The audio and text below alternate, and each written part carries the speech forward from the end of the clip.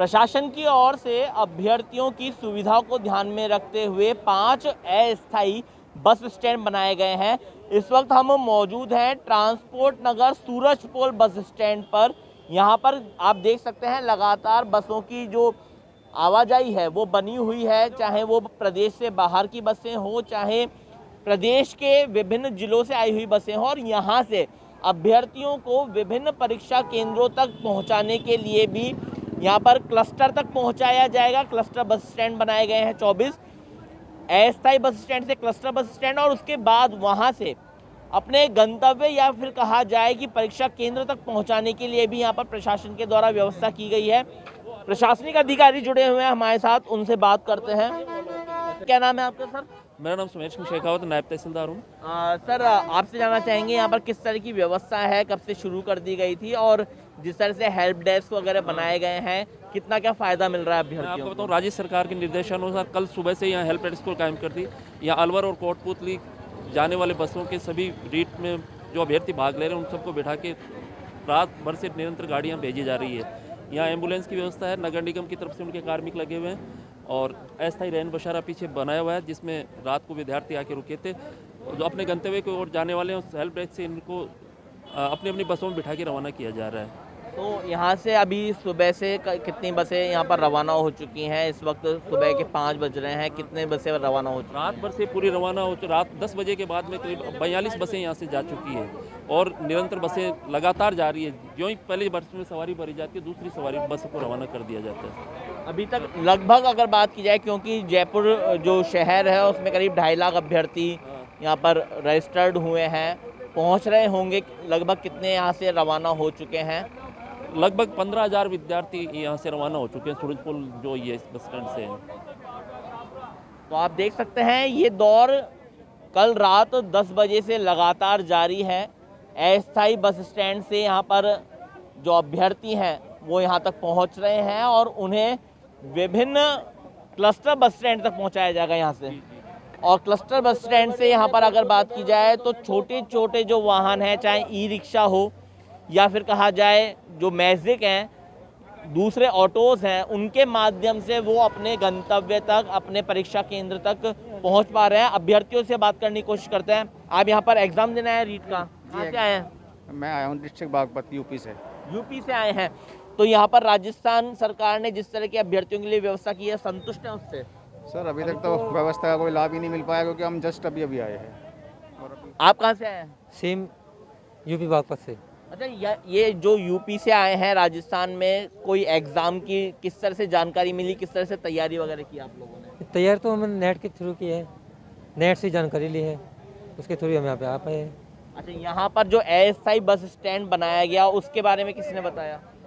हम तो हमारी बस यहीं पर आकर रुकी है सीधे मेरठ से, तो हमने यहीं से जानकारी प्राप्त की है। अच्छा, आप कहाँ से हैं?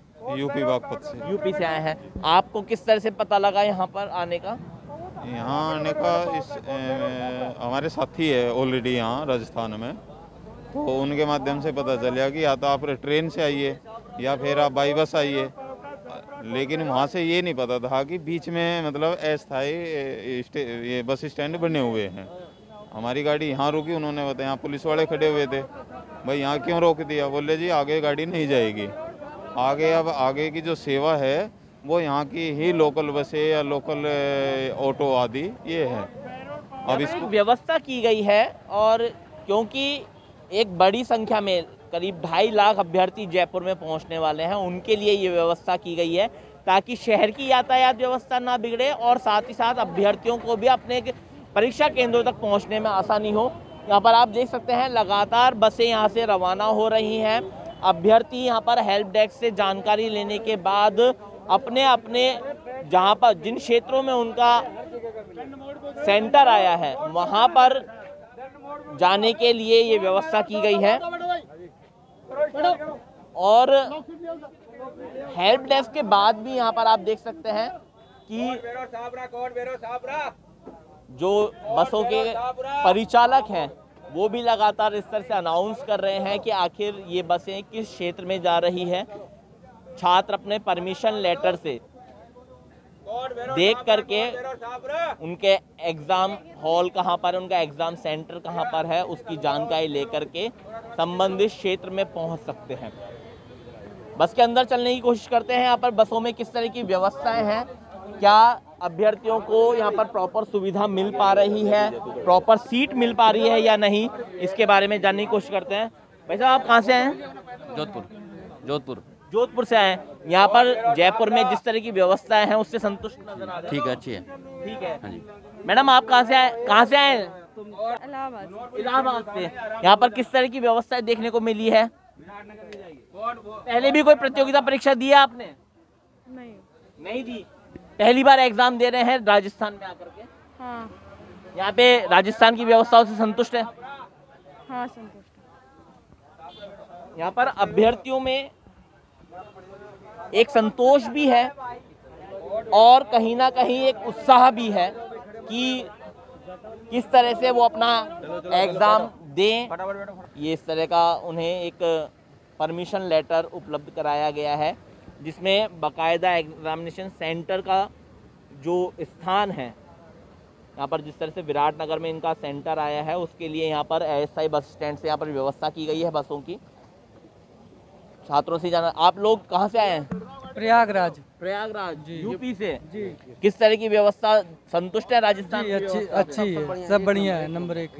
चलो यहाँ पर और बस में चल करके और यहाँ पर व्यवस्थाओं का जायजा लेने की कोशिश करते हैं। आप देख सकते हैं यहाँ पर राजस्थान रोडवेज की बसें हैं और जो अभ्यर्थी हैं वो दूसरे राज्यों से, दूसरे ज़िलों से जयपुर में यहाँ पर इनका सेंटर आया है। जयपुर में करीब 592 जो एग्जामिनेशन सेंटर है वो बनाए गए हैं, जिनमें 2.5 लाख अभ्यर्थी अपने भाग्य को आजमाते हुए नजर आएंगे। मैडम, आप कहाँ से आए हैं? यूपी, लखनऊ से। यूपी से। तो राजस्थान पहली बार है, पहली बार एग्जाम दे रहे हैं राजस्थान जी में? सर जी। किस तरह का अनुभव है अभी तक? पहली बार है, लेकिन अच्छा व्यवस्था किया गया है, फ्री बस है। ठीक है। आप कहाँ से हैं भैया? मध्य प्रदेश से। कहाँ से मध्य प्रदेश में? मुरैना से। मुरैना से। किस तरह की व्यवस्थाएं हैं यहाँ पर? बहुत बढ़िया व्यवस्था है। अच्छा, एमपी में कोई एग्जाम दिया है पहले, इससे पहले प्रतियोगिता परीक्षा? हाँ, दिया। वहाँ पर इस तरह की व्यवस्था देखते हैं? नहीं, गवर्नमेंट की इस तरह की कोई व्यवस्था नहीं है यहाँ के उपलक्ष्य में। यहाँ पर आपसे पैसे लिए हैं क्या इस बस में बैठने? नहीं, कोई पैसे नहीं। चलिए, यहाँ पर आप देख सकते हैं कि बाकी सब जगह अच्छी है, आप ये छोड़ दो, बंद करो। मध्य प्रदेश, उत्तर प्रदेश और दूसरे राज्यों से यहाँ पर एग्ज़ाम देने के लिए जो अभ्यर्थी हैं वो यहाँ पर पहुँचे हैं और कहीं ना कहीं राजस्थान सरकार के द्वारा जो व्यवस्थाएं की गई हैं उससे संतुष्ट नज़र आ रहे हैं। ये एक अस्थायी जो बस स्टैंड है जहाँ पर जयपुर नगर निगम की, ट्रांसपोर्ट विभाग की और मेडिकल टीम की जो हेल्प डेस्क हैं वो यहाँ पर लगाई गई है। उसके अलावा रैन बसेरे बनाए गए हैं, क्योंकि कई अभ्यर्थी ऐसे भी हैं जो एक दिन पहले ही यहाँ पर आ गए थे। उनके रहने और सोने के लिए यहाँ पर रैन बसेरे बनाए गए हैं। जलदाय विभाग के द्वारा यहाँ पर पानी की व्यवस्था की गई है। तो तमाम जो विभाग हैं वो एकजुट होकर के अध्यापक पात्रता परीक्षा रीट 2021 को सफल बनाने में यहाँ पर जुटे हुए हैं। तो राजस्थान सरकार ने जिस तरह से यहाँ पर अस्थायी bus stand, cluster bus stand और ट्रांसपोर्टेशन की जो व्यवस्था की है उससे कहीं ना कहीं एक संतुष्टि है अभ्यर्थियों में।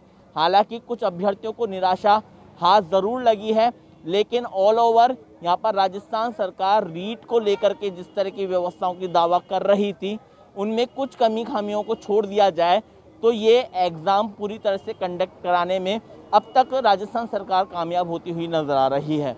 जयपुर से अंकुर जाखड़, ईटीवी भारत।